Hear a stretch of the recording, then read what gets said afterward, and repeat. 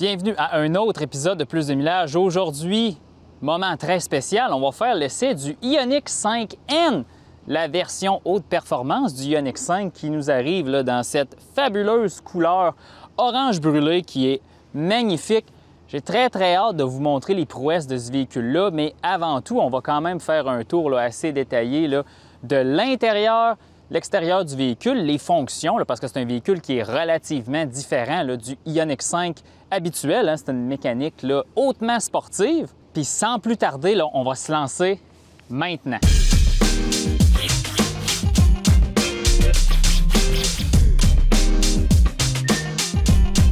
Pour commencer, là, on va parler des spécifications du Ioniq 5. Fait que j'ai mon petit papier ici, là, relâche de presse de Hyundai. Bon. Les dimensions de ce véhicule-là ne changent pas du Ioniq 5. Il faut retenir que c'est sur la plateforme EGMP pour Electric Global Modular Platform. C'est merveilleux. On a un empattement de 3000 mm, 3 mètres. Pensez-y, l'empattement de ce véhicule-là est très long. Puis on ne réalise pas que ce véhicule-là est quand même assez gros. Le monde sont là, ah, c'est un VUS compact. Ça a l'air compact, on n'a pas de fenêtre à l'arrière du pilier C, là, des portes. Là. Mais c'est un gros véhicule, le Ioniq 5. Ça y enlève rien, mais il faut juste remettre ça en perspective. Ça reste un véhicule intermédiaire. Est-ce que c'est un VUS? Est-ce que c'est un hot hatch? Est-ce que c'est une... Qu'est-ce que c'est en réalité? C'est difficile, mais habituellement, moi, ma règle du pouce, c'est que lorsque je peux voir facilement au-dessus du toit, bien, c'est pas un VUS. Donc, c'est plutôt un gros véhicule électrique qui prétend être un VUS en même temps d'être un hatchback. Là, en réalité, c'est un peu n'importe quoi. C'est un peu comme le EV6. Les gens pensent que c'est un VUS, mais en réalité, pour moi, c'est une familiale. Donc, le Ioniq 5, pour moi, c'est un gros hot hatch électrique. Mais bon, peu importe. Qu'est-ce qui est différent là, vraiment du Ioniq 5? Bien, c'est intéressant. Là. Ici, on a une batterie de 84 kWh au lieu d'avoir la batterie de 77 kWh qu'on voit habituellement là, dans les produits intermédiaires Hyundai. On a aussi des moteurs complètement différents à l'avant et à l'arrière pour un total de 641 chevaux. Donc, c'est très puissant. Puis, lorsqu'on sera dans les routiers, vous allez voir, là, ça y va au toast. Ensuite, on a une limite de vitesse limitée électroniquement de 260 km/h. Honnêtement, ça, pour l'Amérique du Nord, c'est une métrique qui n'est pas vraiment importante parce que peu importe ce qu'on fait, on est toujours au-dessus de la limite de vitesse avec ce véhicule-là. C'est beaucoup trop rapide. Mais ce que j'aime bien aussi, des freins 4 pistons à l'avant avec des gros rotors ventilés. Le freinage sur ce véhicule-là est convaincant, on en parlera plus tard, mais tu sais, on a mis l'effort. Et le 0-100, on parle de 3,4 secondes lorsqu'on fait le launch control avec le mode boost de 10 secondes. Là. Et en plus là, des modifications ici, là, la coquille du véhicule, la structure est beaucoup plus rigide. Il y a plus de soudure et beaucoup plus d'adhésifs structurels qui ont été ajoutés là, lorsque ce véhicule-là est assemblé là, sur la ligne de montage en Corée. Donc, c'est une structure plus solide, plus rigide. La suspension est complètement modifiée, elle est ajustable. Tout est ajustable dans ce véhicule-là. C'est très personnalisable. Puis, comme je vous dis, on ira voir ça plus tard. Le Ioniq 5 nous fait goûter à l'éventuel Ioniq 5 rafraîchi qui a un essuie-glace à l'arrière. Oui, je vais aller vous montrer ça. Là. C'est probablement la chose la plus importante sur le Ioniq 5N. On a un essuie-glace à l'arrière. Hein? C'est malade. Mais c'est pas mal ça. C'est un véhicule de 80 900 $. Donc, c'est pas donné au Canada. Hein? Bien, en fait, puis aux États-Unis non plus, c'est pas donné. Donc, c'est un véhicule là, de performance. Est-ce que ça vaut 80 000 $? Bien, vous en jugerez. Là. Moi, je pense que oui, mais en même temps, ça va être un véhicule qui va probablement déprécier beaucoup si Hyundai est capable d'en vendre. Puis si c'est un véhicule avec production limitée, bien là, on verra si ça garde sa valeur. Mais les véhicules électriques, habituellement, ça ne garde pas sa valeur. Donc, ce qu'on va faire, c'est qu'on va prendre la caméra en main parce qu'il y a beaucoup de petits détails. Puis là, on va vraiment aller faire le tour, là, mais au moins, là, on a comme la base. Bon, bien maintenant, allons-y à Capella. Là, on va faire le tour du véhicule. Donc, évidemment, c'est assez différent là, du Ioniq 5. Là, vous voyez, là, on a une grille à l'avant complètement différente qui maximise le refroidissement. Vous avez l'emblème N juste ici, mais signature lumineuse va être similaire au Ioniq 5 là, habituel. Mais regardez, c'est un véhicule qui a une allure assez agressive là, avec les accents rouges ici. J'aime beaucoup ça. J'aime cet accent-là. Là, j'adore ça. Caméra 360 sur le véhicule. Emblème Hyundai noir. Ensuite, là, on a aussi là, des bouches là, actives là, pour évidemment là, aider au refroidissement et aussi à la performance aérodynamique du véhicule. On a une roue immense sur le Ioniq 5N. 275 35 R21. Ces pneus-là coûtent 700 $ la pièce canadienne là, sur les marchands en ligne de pneus. C'est quelque chose, mais bon, hein, c'est comme ça, il faut payer pour jouer. Puis on a là, des freins 4 pistons à l'avant en blind end, puis à l'arrière, c'est simple piston. Puis là, on a un petit kit là, de jupe, mais sur un Ioniq 5 traditionnel, on a à peu près la même forme, mais là, vous verrez qu'à l'arrière, bien là, dans le fond, on a d'autres accents aérodynamiques ici. Puis si vous aviez là, un Ioniq 5N dans une autre couleur, mais ça resterait là, de cette couleur-là. C'est comme la couleur fixe. Pour ce qui est de l'opération des portes, c'est la même chose. Là, ici, ça ne change pas, là, ça reste le même véhicule. J'ai remarqué une chose, regardez. L'appliqué plastique dans le bas de la porte, bien là, il n'est peut-être pas parfaitement clippé, il a peut-être juste déformé. Hein? Voyez-vous, hein, ça ne peut pas toujours être parfait, les véhicules. C'est pas grave, mais la qualité, là, somme toute, là, c'est excellent. Là, c'est à s'y attendre. C'est des véhicules de qualité, là, généralement, les véhicules électriques Hyundai. À l'arrière, on a un kit de jupe, encore une fois, là, qui est unique au Ioniq 5N. Mais pour ce qui est là, de la barre de LED là, qui va être les feux là, arrière, les freins, tout ça, bien ça reste la même chose. Mais vous voyez qu'on a quand même un aileron fonctionnel ici. Là. Le feu arrière, là, le troisième feu arrière est apposé là-dessus. Là, puis je vais essayer de vous montrer. C'est quand même un aileron assez agressif, regardez, là, parce qu'en réalité, là, la forme du toit là, est quand même assez recourbée. Vous voyez ce que je veux dire, là? Là, il y a un GTI qui s'énerve juste là. C'est pas grave, il essaie de m'impressionner, mais qu'est-ce que tu veux qu'on fasse? C'est comme ça lorsqu'on filme en public. Puis là, regardez, là, ça fait un petit bout que vous voyez, là. Qu'est-ce qu'on voit ici? La coqueluche des Québécois. Le fameux essuie-glace à l'arrière. Sur un Ioniq 5, quand on y croyait pas, on pensait pas que ça allait jamais se produire, mais oui, ils l'ont fait, ça va avoir pris 3 ans. Hyundai a déjà annoncé là, que la version rafraîchie du Ioniq 5 traditionnel qui suivra celle-ci va avoir l'essuie-glace à l'arrière. Donc, c'est comme ça que c'est intégré. Moi j'étais un peu mêlé. J'aurais pensé que Hyundai serait allé le mettre ici.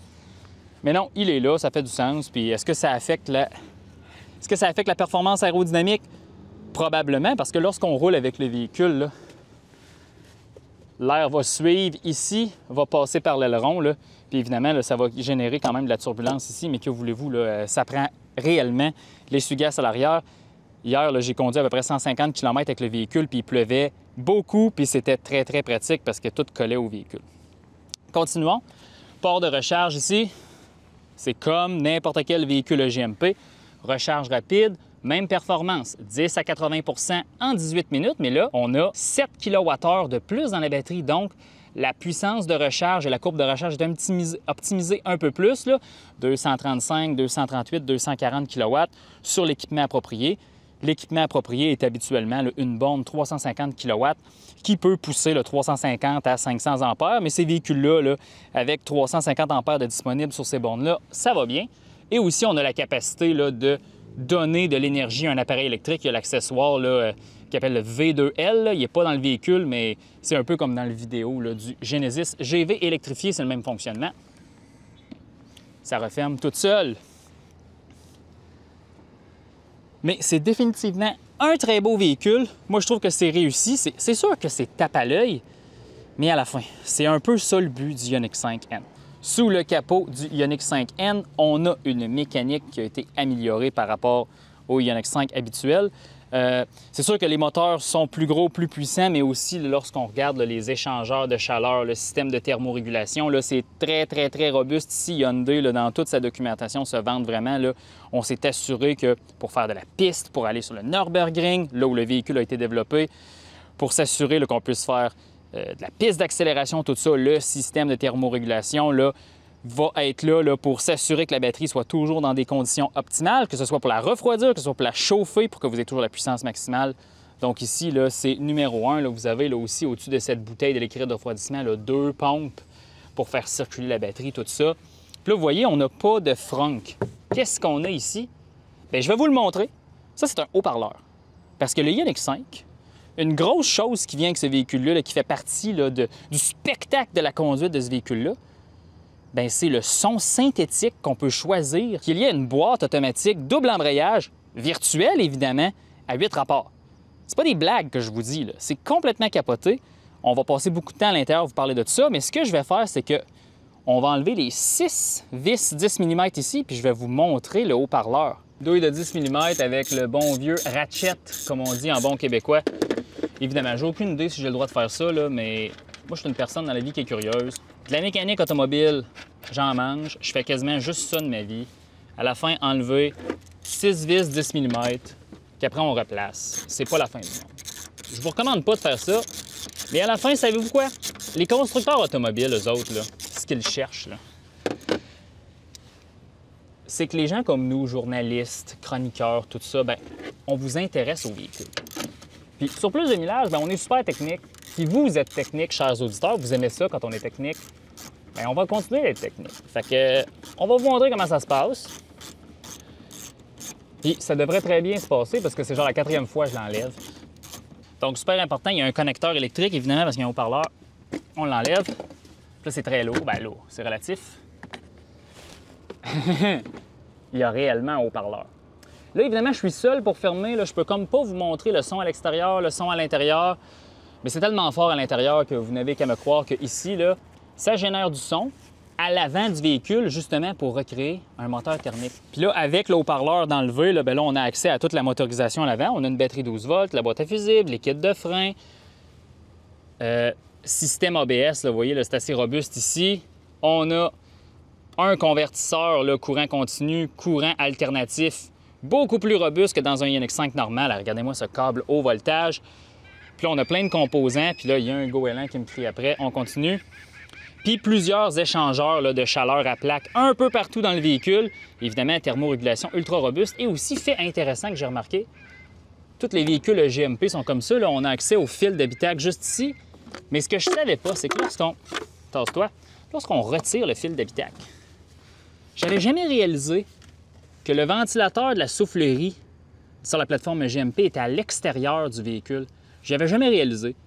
C'est fascinant. C'est quand même une belle façon d'intégrer ça. Ça veut dire qu'à l'assemblage, c'est probablement beaucoup plus facile là, pour le constructeur d'assembler le véhicule. Donc, je vais remettre ça à sa place.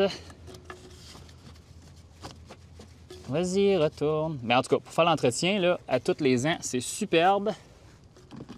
Là, ça me fait penser un peu au Volkswagen ID4, c'est juste placé différemment. Puis évidemment, thermopompe, thermorégulation active, tout ça. Hein? Là, c'est le NEC plus ultra de la thermorégulation Hyundai ici. Pas mal sûr que l'hiver, ça va être un charme, ça. Bon, espace cargo du Ioniq 5N. Je sais pas combien de fois je vais dire Ioniq 5N dans cette vidéo-là. Dans les commentaires, vous me direz combien de fois je l'ai dit. Là. Probablement au moins 50 fois. OK, espace cargo, ben, c'est similaire à un Ioniq 5 traditionnel. En surface, il n'y a rien qui change. Les sièges rabattent à plat. On a le cache-bagage, évidemment. C'est pas compliqué.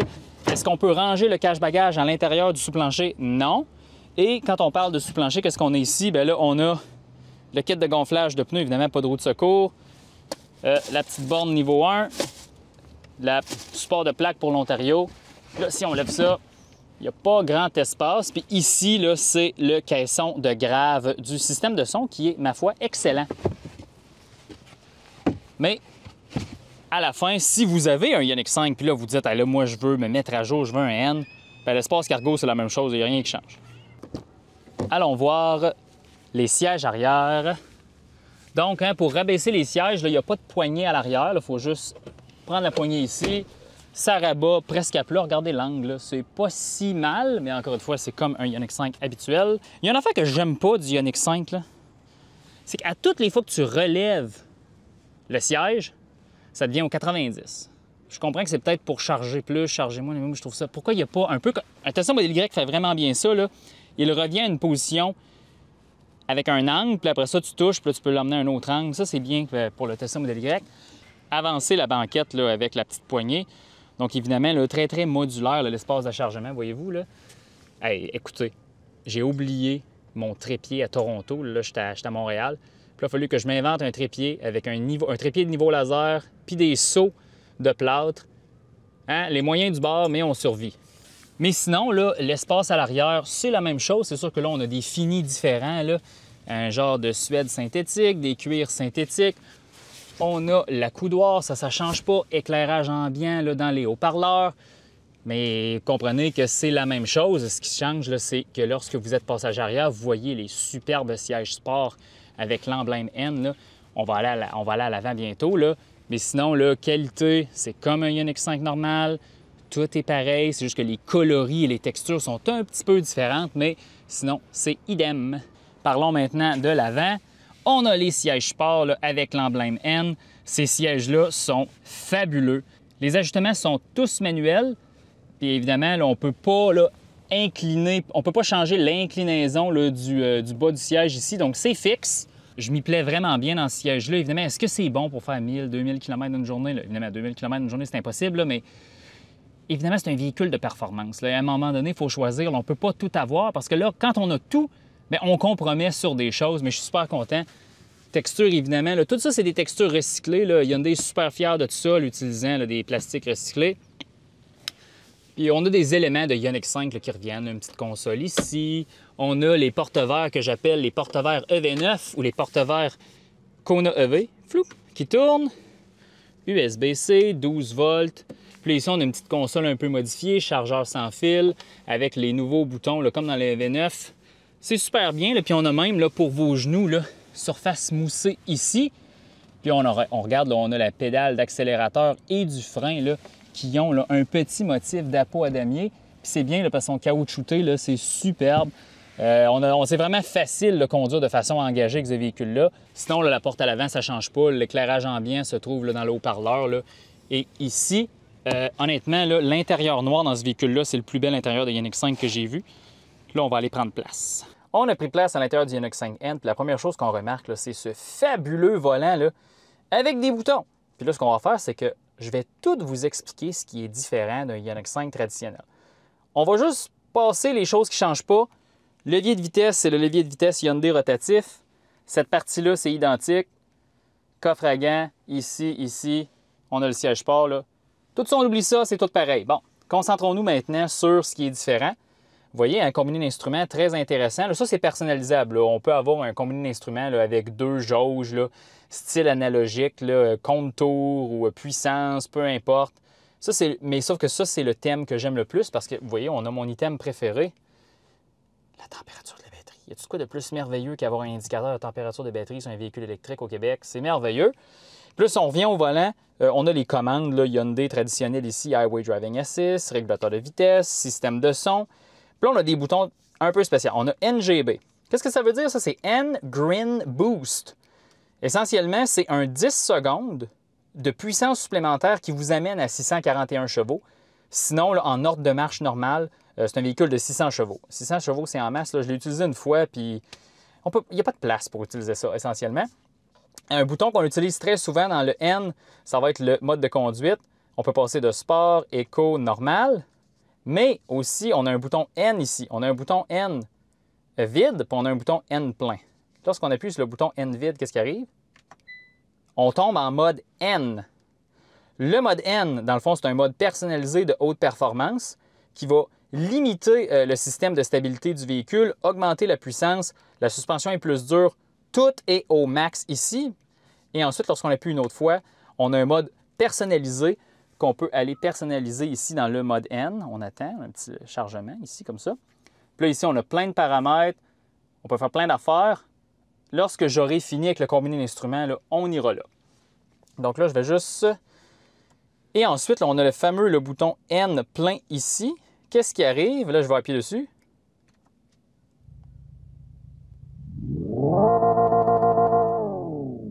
Ah, tiens, maintenant, on a un moteur 4 cylindres. Qu'est-ce qui s'est passé? Ben oui, ben là, ça, c'est probablement ce qui est le plus distinctif du Ioniq 5N. C'est la boîte automatique virtuelle là, avec le son de moteur. Il y a du son à l'extérieur, il y a du son évidemment à l'intérieur au travers du système de son, mais honnêtement, là, moi, j'aime pas ces affaires-là tape à l'œil, mais c'est tellement bien réussi dans les Ioniq 5N que depuis que je l'ai, je fais juste conduire avec ça. Je le conduis là, en mode automatique, comme si c'était là, une voiture de performance thermique. J'en reviens pas. Même moi, je me reconnais plus. Qu'est-ce qui se passe? Quand on va aller sur la route, là, vous allez voir, c'est complètement capoté. Donc là, on va remettre ça en mode custom. On va aller ici. Là, je vais juste éteindre le moteur comme ça. Puis là, ce qu'on peut faire, c'est qu'on a 2 modes personnalisés qu'on peut choisir, là, évidemment, la puissance du moteur, Sport Plus, Éco, tout ça. La direction, la suspension, le différentiel autobloquant électronique, le système de traction, puis on peut même le désactiver au complet. on va le remettre à normal. Aussi, là, l'affichage tête haute, je vais essayer de bien vous le montrer. Puis lorsque je le change, puis que je démarre le moteur virtuel, voyez-vous, là, c'est un peu comme dans une BMW. Puis là, je l'éteins, tout ça. Aussi, on peut même choisir le son qu'on veut avoir. Donc là, ici, on a un avion. Oh boy! On a le moteur normal. Puis on a une voiture de course. Mais ça me fait plus penser à Forza ou Gran Turismo là, sur une console de jeu. On a aussi un launch control. Hein, n'importe quelle voiture de haute performance qui se respecte a besoin de launch control. On a un compteur de force G. Et après ça, là, on a plein de modules ici. N-Track, N-Battery. Là, on peut même activer ça ici. Là, il y a toujours une décharge. On nous dit que, en réalité, toutes ces choses-là, il faut l'utiliser seulement sur une piste. Là, mais là, on est stationné. Et là, ce qu'on peut faire, là, évidemment, les conditions ne sont pas respectées parce que je ne suis pas en mode N. Là, je vais être en mode N. On recommence. Oui, monsieur. Et là, ce qu'on peut faire, là, on peut distribuer plus de puissance à l'arrière. Je ne pense pas que le véhicule devient traction, mais je pense que le biais de puissance est extrêmement prononcé à l'arrière. On peut même faire la même chose. On pourrait penser à des conditions de rallye, hein, parce que ce véhicule-là, si on changerait les roues et on mettrait des pneus de rallye, il pourrait peut-être bien se prêter au rallye. C'est sûr qu'il est peut-être un peu bas. Mais écoutez, hein, Hyundai vous donne l'option. Donc, on ne peut pas leur empêcher de vous donner l'option. Vous avez le mode N-Pedal, ça aussi, là. C'est une calibration de la pédale différente qui permet de mieux gérer là, la masse du véhicule. C'est un véhicule de 2200 kg, c'est très lourd. Puis sur une piste, ça peut être assez dangereux, puis ça peut être difficile à manœuvrer un véhicule comme ça. Fait que là, ça l'aide aussi. Le mode course, le mode drift. Je vous garantis que ça drift, mais je ne peux pas vous le montrer. Puis aussi, là, on a les deux modes là, de thermorégulation de la batterie. Mettons qu'on ferait de la course. Bien là, dans le fond, là, dans les 9 prochaines minutes, là, la température là, de la batterie là, va aller se placer entre 20 et 30 degrés Celsius. Ou si on ferait de la piste d'accélération, il faudrait que la batterie soit un peu plus chaude pour aller délivrer la puissance maximale. Mais à la fin, on vous donne tout ce que vous avez besoin. Vous avez même là, des répertoires là, de circuits célèbres là, où est-ce que vous pourriez là, calculer vos tours, tout ça. Puis ce que ça fait aussi, c'est que ça va calculer là, votre consommation d'énergie, vous dire comment il reste d'autonomie en fonction de la course. C'est très, très, très évolué. Il y a plein d'affaires là-dedans. Vous pouvez configurer évidemment chacune des fonctions que je viens de vous décrire pour les configurer un peu plus. Là. Puis il y a peut-être 2-3 petites affaires de plus. Et après ça, qu'est-ce qu'on a d'autre? Aussi, puis on a un menu avec des jauges de graphiques là, de température. Ça, c'est mon préféré. Vous avez la température de batterie là, en direct. Puis là, dans le fond, vous pouvez peut-être afficher ça, là, ou peut-être même mettre 2 jauges. Là. Puis là, vous voyez, là, voyez-vous, là, ça, c'est comme le car scanner à l'intérieur du véhicule. Ça me fait penser au mode, à l'application Track Mode dans les Tesla, mais ça, c'est quasiment mieux. Écoutez, ici, là, Hyundai a mis la gomme. Hein. À la fin, c'est un véhicule qui est développé en Allemagne par une équipe de gens qui travaillaient chez BMW dans la division M avant. Fait que c'est des gens qui savent ce qu'ils font, puis ici, c'est très bien réussi. On vous donne l'ultime personnalisation de ce véhicule-là, même si ce n'est pas nécessairement nécessaire dans le contexte d'être stationné dans le parking du métro Angrignon à La Salle. Hein? Puis là, on a le nouveau système de navigation le plus évolué. Souvenez-vous, la même chose que dans le EV9.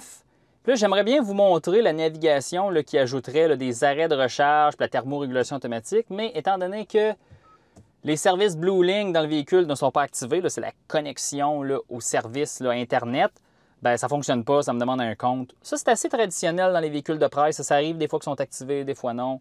Ça ne représente pas l'expérience qu'une personne normale qui achèterait le véhicule aurait. Là. Mais dites-vous, là, dans le EV9, j'avais trouvé que ça fonctionnait super bien. Hyundai, c'était très bien repris par rapport à la performance des anciens systèmes. Donc, à la fin, je ne peux pas vous le montrer, mais je vous dis que ça fonctionne. Mais quand même, là, si vous vous demandez, quand on va dans le mode véhicule électrique de ce véhicule-là, on a quand même le menu de consommation d'énergie. On a quand même le conditionnement de la batterie, le traditionnel. On appuie ici, la batterie va chauffer, bien là, il n'est pas nécessaire. Fait qu'en réalité, là, comme je vous dis, là, tout est là. Pensez que c'est exactement comme le EV9 ou le nouveau Kona EV. Récupération intelligente, on peut tout modifier comme on veut. On peut aller voir même l'historique de consommation. Vous voyez, il est assez moyen. Mais regardez là, mes 2 derniers trajets. Là. 11 km chacun, 18, 21,7. On ne roule pas très vite. On roule en ville, c'est pas si pire.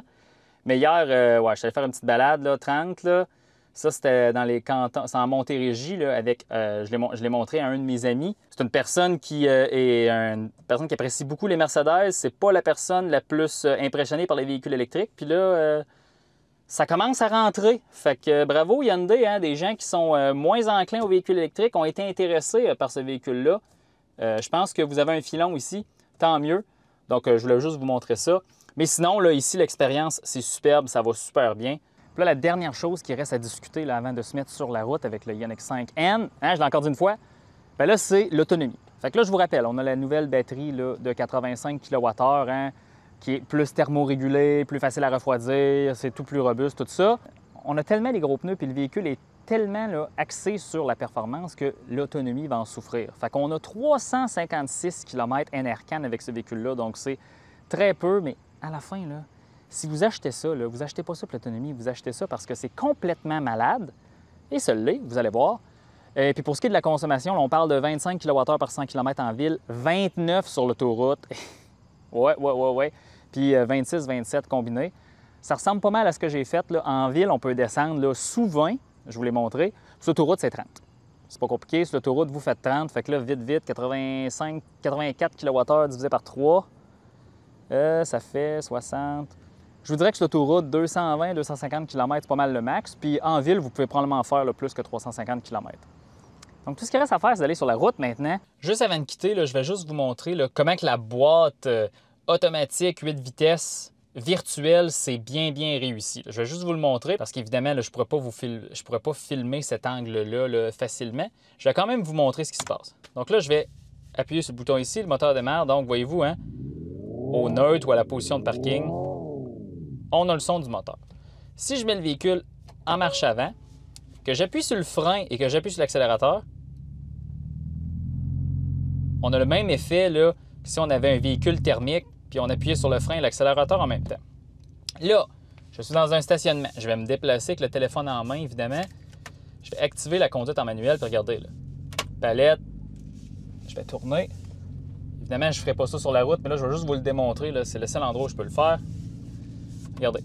Accélérer, change de vitesse. Accélérer, change de vitesse. Mais aussi, on peut... On peut aussi être juste en conduite là, automatique, là, puis le véhicule va changer de vitesse là, normalement. Donc là, on va replacer la caméra où elle devrait. Maintenant que vous avez vu que c'est très bien réussi, on peut même mettre le véhicule en 8e vitesse là, lorsqu'on voit la 40 km/h. Appuyer à fond, là, puis le moteur va, il va avoir de la difficulté comme si on était dans un rapport trop haut, dans une transmission là, manuelle ou double embrayage. Comme je vous dis, là, ils ont pensé à tout ici. Donc là, on va aller sur la route, évidemment. On ne pourra pas rouler en fou, mais ça va vous donner, je vais vous décrire ce qui se passe, ça va vous donner une idée. La première chose qu'on va faire, c'est on va passer sur le pavé ici qui est hautement endommagé. Puis je m'excuse si la caméra bouge beaucoup. La suspension est tellement dure. Ah! Je m'ennuie de l'Ontario déjà. Mais bon, c'est pas grave. C'est une suspension super ferme. Puis à la fin, c'est peut-être correct. Hein? Quand on a des véhicules à prétention sportive, des fois, la suspension est peut-être trop molle. Bien là, ici, là, c'est ultra rigide, ultra ferme. On n'a pas beaucoup de flancs de pneus. Écoutez, on est prêt pour la gloire. Là, je vais conduire en mode là, automatique, mais on est en mode N, là, le mode le plus performant du véhicule. On va s'assurer de faire ça comme il faut. Et là, on s'engage sur la route. Là, vous entendez le moteur, là, il change de vitesse. C'est pas un moteur. Tout ça, c'est synthétique, évidemment. Dans une voiture électrique. Puis lorsqu'on lâche l'accélérateur, bien, on reste dans le rapport. Là, je suis dans le deuxième rapport ici. Là, puis le freinage régénératif agit comme le frein moteur. Vous comprenez ce que je veux dire? C'est là que tous les univers, les deux univers se rencontrent, se mélangent. Puis là, après ça, on est complètement perdu. Donc, je réaccélère. Puis on a même des bruits d'échappement. Vous comprenez que c'est super bien réussi. Évidemment, on ne peut pas rouler très vite ici. On va attendre d'aller sur le boulevard pour au moins faire une petite accélération pour vous. Je vous rappelle, hein, 3,8 secondes le 0-100, mais lorsqu'on est là, en mode NGB, NIN Green Boost. N Green Boost.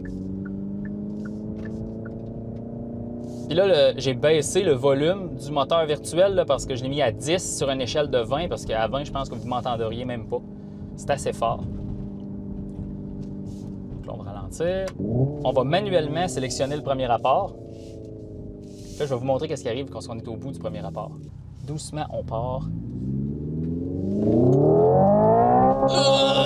Voyez-vous, on s'est rendu au bout de la première vitesse, puis on ne pouvait plus accélérer. Même si on est dans une voiture électrique, ça ne fait aucun sens. Ben, c'est ça l'effet, là. Ils ont travaillé tellement fort sur cette fonction-là. Je viens de mettre en deuxième rapport. En deuxième rapport. OK, c'est beaucoup trop vite. On va remettre ça en automatique. C'est complètement capoté. On éteint le moteur virtuel, puis on retourne en mode voiture électrique silencieux. Fait intéressant, lorsque vous sélectionnez le mode N, le mode personnalisé, le plus performant, la version la plus performante de ce mode-là, c'est lorsque justement le N-pedal, peu importe, le son virtuel est désactivé. Parce que ça vous limite en puissance, tout ça. Fait qu'en réalité, là, pour faire de la course, essentiellement, vous voulez avoir le plus de performance, il faut être en mode N, mais avec le son là, synthétique désactivé. Il faut être en mode véhicule électrique. Puis là, après ça, ce qui est intéressant, c'est que vous avez les palettes, redeviennent là, les palettes pour sélectionner le niveau de freinage régénératif de 0 jusqu'à 3 et ensuite là, la conduite à une pédale. Donc ici, c'est très, très traditionnel Hyundai. L'accélération est tellement agressive, là. C'est capoté. Puis évidemment, il faut faire ça sécuritairement. On est dans des zones semi-urbaines, il faut faire attention. Ce qui m'impressionne le plus dans l'aspect de conduite du Ioniq 5N, c'est vraiment comment l'accélération est agressive. Comment est-ce que pour 600 chevaux, moi je ne m'attendais pas à ça. T'sais, pour avoir conduit une Tesla Model S Plaid, 2 Porsche Taycan, dont une turbo, ça m'a vraiment impressionné. Le 600 chevaux qu'on a ici, ou 641 lorsqu'on utilise le mode boost, c'est ultra agressif. Il y a beaucoup de reprises, là, même à des vitesses là, que je ne peux pas vous dire quelle vitesse. D'habitude, les véhicules électriques ont moins de jus à des hautes vitesses. Il y a beaucoup de jus. Mais le petit défaut, étant donné que c'est un véhicule très lourd, je trouve que d'un point de vue là, de direction puis de qualité du feedback qu'on a là, de la part du volant, c'est pas le point fort du Ioniq 5N personnellement. Il y a énormément d'adhérence. Hein? Hier, il pleuvait beaucoup, j'étais en Montérégie, je l'essayais. On manquait pas d'adhérence. Le système de traction travaille super bien. Puis lorsque tu le désactives, évidemment, c'est fou. Mais on n'a pas beaucoup de feedback. Écoutez, la Model 3 de plus de millage, c'est pas la même chose du tout. C'est la version de base. Sauf qu'avec les petits pneus Hankook puis le volant tout petit, super léger, on a quasiment plus de feedback. Là, on sent le grain de la route qui change. On sait exactement on est où. Je ne suis pas en train de vous dire que la sensation là, dans le volant de la Model 3 est exceptionnelle. C'est meilleur que le Ioniq 5N. C'est pas ça que je vous dis. C'est qu'on a beaucoup plus d'informations par la route. C'est moins isolé. C'est peut-être même un peu moins raffiné. Là, la Model 3, c'est pas la voiture la plus de qualité de la planète. Mais c'était une grosse différence que j'avais. J'essayais d'apprivoiser le véhicule, puis je me disais, voyons, les roues sont où? C'est juste un peu moins aiguisé à ce que je m'attendais. Par contre, les freins, c'est malade. Même le freinage régénératif, on peut aller chercher jusqu'à 0.6 G de freinage. C'est énorme. Regardez, il n'y a pas de problème de freinage ici, puis on le sent à toutes les fois qu'on démarre avec le véhicule, après l'avoir arrêté quelques minutes, les freins grincent. Qu'on a des plaquettes de freins super agressives, qu'il faut qu'ils chauffent un peu, ils grincent parce qu'elles ne sont pas assez chaudes. Fait que dans le fond, on voit que Hyundai a mis des pièces orientées vers la performance. C'est super correct. Moi, on verrait ça sur une Porsche Cayman, par exemple. Hein? Des pièces de frein ultra agressives. Donc ici, freinage, c'est un délice. Accélération, c'est un délice. La suspension est dure, mais regardez, c'est un bon test. Ici, on se promène dans les rues d'un arrondissement de Montréal. Donc, on se promène probablement dans la ville en Amérique du Nord avec les pires routes. Puis pour de vrai, oui, c'est dur, oui, c'est inconfortable, mais c'est pas si pire que ça. Donc, Hyundai ici a quand même un bon équilibre parce qu'à la fin, même si ce véhicule a des prétentions extrêmement sportives, et selon moi, c'est un véhicule qui peut embarquer sur une piste et être très amusant, on peut quand même le conduire dans la vie de tous les jours. C'est sûr, ça va être quoi les impacts? C'est un véhicule avec un prix élevé, c'est un véhicule avec une consommation électrique élevée, c'est un véhicule qui va avoir une usure de pneus élevée. Et à la fin, si vous payez 81 000 avant les taxes, sans subvention, pour un Ioniq 5N, c'est que vous avez les moyens de mettre des pneus souvent sur ce véhicule-là. Mais je peux vous dire une chose, lorsque vous êtes dans une courbe puis vous mettez l'accélérateur à fond, puis on est dans un mode avec toutes les assistances, il y a de l'adhérence, c'est quelque chose. C'est définitivement le meilleur produit Hyundai que j'ai conduit de ma vie. J'ai dit ça plusieurs fois dans les dernières années. On dirait que les produits Hyundai, c'est comme sur une courbe exponentielle comme ça. Écoutez, chaque constructeur a une période où il développe des produits là, qui viennent chercher l'imaginaire, qui viennent impressionner les gens. C'est pas pour rien, là, Car and Driver, publication américaine réputée de l'automobile depuis des décennies, a décerné au Ioniq 5N voiture électrique de l'année. Et ça ne me surprend pas, j'aurais été un juge sur ce panel-là, j'aurais dit la même chose. Quel merveilleux véhicule!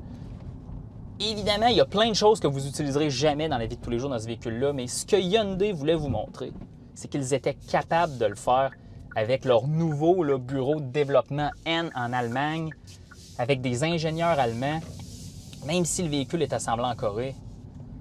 Tout qu'un véhicule. C'est sûr que moi, ce que je voudrais maintenant, ce serait d'essayer le Ioniq 5N peut-être sur une piste.